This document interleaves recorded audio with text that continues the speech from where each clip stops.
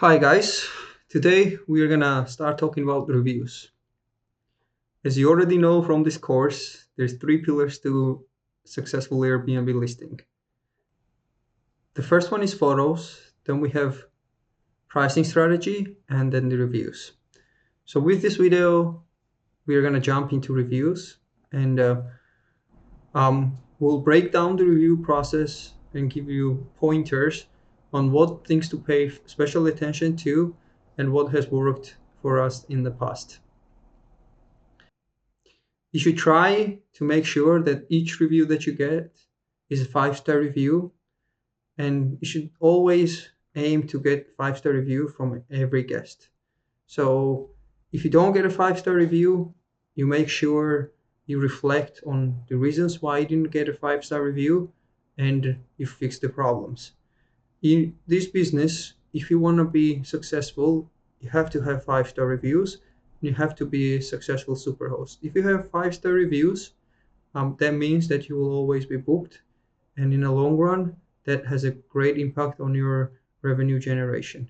So make sure, once again, I can't stress enough, make sure you're aiming for 5 stars from every guest. Sometimes it can be very difficult, but you need to try to get a 5-star review from every guest.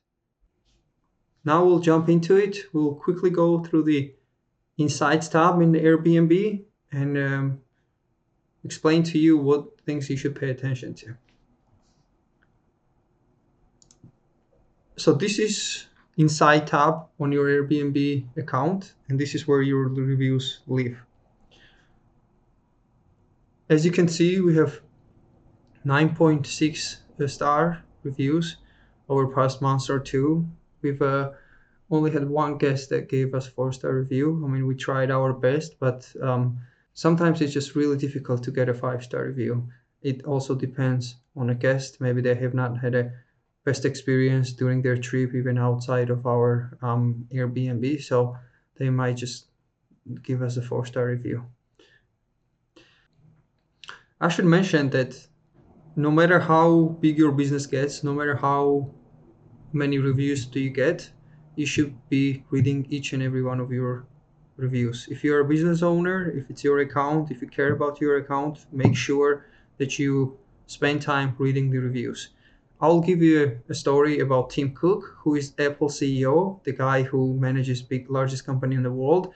I think in one of the interviews he said that he spends 1 or 2 hours every day reading the reviews. So if Tim Cook is doing it, you should be doing it as well. This is the key to your success in this business. I can't stress enough how much feedback and information you can get out of your reviews. It really highlights all the problems, and as you fix those problems, your revenues, your success story, your guest satisfaction, everything just slowly goes up over time. You can see all the reviews. If you go to show all the reviews, you can also reply to the reviews. Make sure that you take time to reply each and every one of the reviews, especially the negative ones. When you're replying to a review, make sure that you're positive in your replies. No matter how bad the reviews are, even if the guest gives you 5-star, usually the best reply is, "Thank you for your feedback. We will look into the problems that you have raised and we'll do our best to fix it." Don't be passive aggressive, be positive. It's very important. If I'm booking somebody else's place and I go through the reviews, I see a negative review and the host is passive aggressive, I would never book that place. That's not the attitude that I'm looking for when I'm staying into other people's Airbnbs. So make sure you're super positive and make sure that it's clear that you've gotten the feedback and you're trying your best to fix it. Here you can see what goes into a review. The main thing is overall quality. This is what shows on the Airbnb when the person is searching for the listing. So the main is overall quality, but then there's 6 different aspects that kind of fit into the overall quality: accuracy, checking, cleanliness, communication, location, and value. I've made a nice spreadsheet. This spreadsheet will be in the description of the video. In this spreadsheet, I have written out all the subsections that go into overall review, and then all the subsections of the subsections. So I will walk you guys through it quickly. Looked like the photos, match the description. This is what constitutes accuracy. Check-in, host was responsive, easy to get inside, clear instructions, felt right at home. Um, it's imperative that you are available during the check-in process through your Airbnb app. This is why we ask our guests for the check-in time in automated messages. We are going to cover that in detail in automated messages. We want to know when they're checking in, so we make sure that we are available in our app. So if something goes wrong, they can always text us or call us so that the check-in process goes smoothly. Check-in is important. Cleanliness, so spotless furniture and linens, squeaky clean bathroom, free of clutters, pristine kitchen. Communication, always responsive, helpful instructions, proactive. It's very important to be proactive in reaching out to your guests, checking on them regularly, and just be friendly. Positive attitude, no matter how severe the problems are, no matter how bad the guests behave, or if they break things, it's really important to have a friendly and positive attitude. Um, Location, private, lots to do, great restaurants around, and walkable. So this is the breakdown that goes into location. And lastly, we have a value. It doesn't have too many breakdowns. So in this spreadsheet, I have highlighted the weights. This is purely based on our experience, right? So this is not some kind of a fixed model. This is based on our experience in our city with the guests that we have. Your cities, your guests might be different, but I think overall around the world, I think this model more or less holds true. So if you want to get overall 5-star review, this is how each of the subsection plays into the 5-star review. So the biggest weight is cleanliness. I think it has 50% weight, and then the communication has about 30% weight. And all the other categories have 5% weight. So minimum, you have 5%. So all of them are important, at least to the 5%. And then the most important is cleanliness, and the second most important is communication. So if I add this up, this adds to 100% for the whole thing. So this is how it works. Let's say you get 4 stars in cleanliness. Chances are that you will get down to 4.5 stars. So your expected overall review would be 4.5 stars. So the guest might still give you 5 stars, but most likely they will give you 4 stars. Let's say you have communications and you didn't do a great job with the communications. If you get 4 stars in the communications, then you will get the 4 stars. So you can't really get 4 stars in cleanliness and 4 stars in communications. You will, because your overall will go to 4 stars, and we are aiming for 5 stars at all points. For every guest, we want to get 5 stars. So I'll put this back. So this is how it works. If you get like a 1 star in cleanliness, your overall goes down to 3 stars. They might even give you 2 stars or a 1 star. This model is not precise, not exact, but if you get 1 star in cleanliness, there's no chance for you to get 5 stars in overall. So this is what this model highlights. And this has worked like this for us over past 3 or 4 years that we've been in Airbnb with little to no variation. So you might ask why all these categories have such a low stars. This is because you have a full power into fixing them on your own as a host. So accuracy, you should always get 5 star for accuracy, right? You should not lie in your listing. You should have truthful photos. You should have all the amenities truthfully filled out. So basically, accuracy has to be spot on. So you should always get 5 star for accuracy. If you get 4 star for your accuracy, there is something wrong. You should ask the guest why they're giving you 4 star for the accuracy. You should always have it at 5 stars. Check-in. We've talked about the check-in already, but you should always get 5 stars for the check-in. If you're getting 4 stars for the check-in, you need to change your check-in instructions. We've highlighted that check-in instructions are iterative process. If you are getting 4 stars in check-in, then you need to make sure that you update your check-in instructions for you to get 5 stars. You can go into app, set up check-in through your app using photos and the description. So you need to iterate until you consistently get 5 stars in your check-ins. You should never get a 4 star for your check-in. And also it's highly important to be responsive when the check-in process is going on. You need to be available there for them to ask you a question. In time, after a few iterations, your check-in will be 5 stars as always. This is a must. Then location.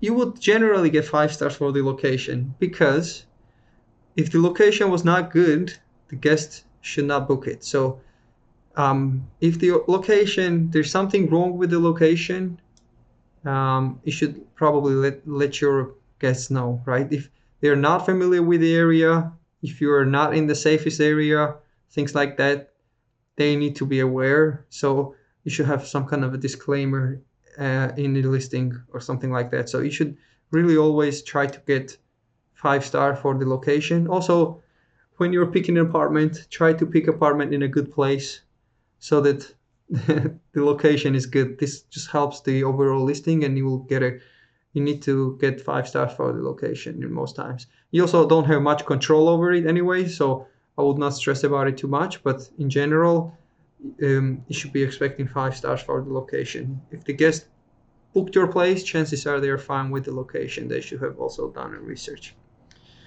And the value, this is 5%, but it could be more. It's very important that you don't really overcharge your guests and they don't feel like schemed. I've heard the saying about the old innkeeper that during the Christmas time and holidays didn't bump up the prices similarly to rest of his peers. He would only increase the prices slightly while people were doubling and tripling their prices. And they asked him, like, why don't you increase prices more? You can charge so much during your peak season. He said that I have regular customers that come to me year after year. If I were to overcharge them during the peak season, chances are they will not book with me in off season. So all my competition is empty in off season, but I still have a business from my loyal customers. So from that stuck with me in my pricing strategies. I always try not to overcharge too much. In a peak season, we obviously increase our prices, but it's not super high. We still aim at running at 90, 95 plus occupancy, which means that the prices are within the reasonable range. So most times we get 5 stars for the value as well. Also, you can impact the value by having great communication. Even if you're charging a little bit extra, if your communication is great, you've been a great host, very, very helpful, giving them guidelines and pointers, then you should be able to get 5 star in the value section as well. So that leaves us with most important sections, which is cleanliness and communication, right? I'm gonna make videos about both cleanliness and operations and the communication as well. The key to the successful communication in my mind is to be responsive and available, but also to utilize automated messages. There will be a whole video dedicated to automated messages where I will go into details telling you how to set up automated messages. I will give you all the examples of automated messages that we have. It's a must to have automated messages, and then it's also must to be available to your guests through your Airbnb app. When they write you, you should be replying to them within an hour or so. If you are not able to do it, make sure you get a co-host or someone who can help you out with the communications. Try to be proactive, always be really friendly, and to make sure that you're really helpful, giving them instructions. lots of the people coming to your apartment are new to the city. Make sure that you help them navigate through the city, give them good advices on the cafes and stuff that they can check out. Always be responsive is very important in the communications. So this is our breakdown. This is the model that we follow. So cleanliness is most imperative thing. Half of your success depends on how clean your apartment is. Have to have a spotless furniture, have to have a really clean bathroom, and the kitchen needs to be cleaned. Pans, pots, dishes needs to be properly cleaned. Um, yeah, we'll be making communication specific videos and cleanliness specific videos as they are very important. So tune in for those ones. So one more time, I'll reiterate that you need to be trying to get 5-star reviews from all of your guests. And I will give you the last pro tip in this video of how we managed to get 96% 5-star reviews. You saw from my initial screen that like over past couple months, we've maybe had 1 or 2 4-star reviews. So this is a very important tip based on our personal experience. No one else teaches this. So when you're starting out, and in general, when you're learning about Airbnb, most people tell you to follow up with the guests, make sure all of your guests give you reviews. We were doing this for years. We were following up with all the guests, asking them for the reviews. But we've realized that some guests, it's impossible to satisfy. So now we have shifted our strategy. So we are only following up with the guests where we had good communication with them and we know for a fact that they had a great experience. So in the past, we would follow up with every guest. Now we are following up with the guests who we know that are most likely to give us 5-star reviews. So we don't even write reviews for all the guests anymore. We used to write a review for all of our guests. We don't do that anymore. We only write reviews for the good guests, and for the bad ones, we don't even write them reviews, so they don't get many notifications from Airbnb that we've already written the reviews for them, and they are not curious to read our review. So we only write reviews to the good guests. This way, what has happened is that we are only getting reviews from the good guests, and if the guest didn't have a best experience, chances are if we don't write them a review, they're not going to write us a review as well. Very important to mention that we still try our best to make sure that we provide 5-star service to our guests, but at the end, if we feel like the guest was not fully satisfied, we just don't write them a review. So try this out and see what kind of impact will it have on your review process. This is a very important and a good tip even for super experienced hosts. For like 3 or 4 years, we would write review to every guest. We don't do that anymore. We only write reviews to the good guests. So try this strategy out and you will thank me later. That's all I wanted to say in this video, and we'll catch you in the next one. Cheers.